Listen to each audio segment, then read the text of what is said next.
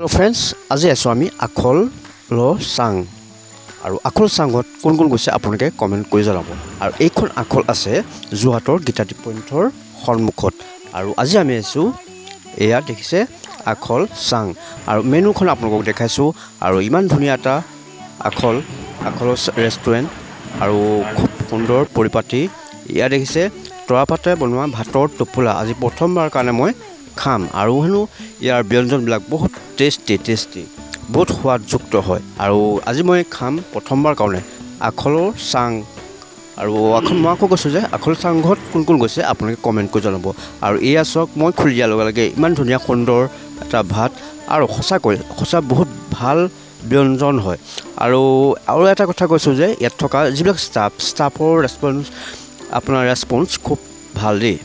আৰু ইয়াত চাওক আমাক ধুনীয়াকৈ দিছে এইখন মেনুখন আপোনালোকে দেখিলে আৰু যোনসকল অহা নাই সেইসকলে এবাৰ আহি চাব পাৰে টেষ্ট কৰিব পাৰে কেনেকুৱানো আখলৰ চাং খাবলৈ ৰেষ্টুৰেণ্টখনত খাবলৈ ভাল আৰু বহুতে গৈছে বহুতে ভিডিঅ' বনাইছে কিন্তু মই আহিছোঁ এয়া আখল চাং দেখিছে মই খাইছোঁ বহুত সোৱাদযুক্ত ব্যঞ্জন হয় আখল চাং বহুত পপুলাৰিটি থকা এখন ৰেষ্টুৰেণ্ট এইখন হৈছে আখল আৰু আজি আহিছোঁ বাই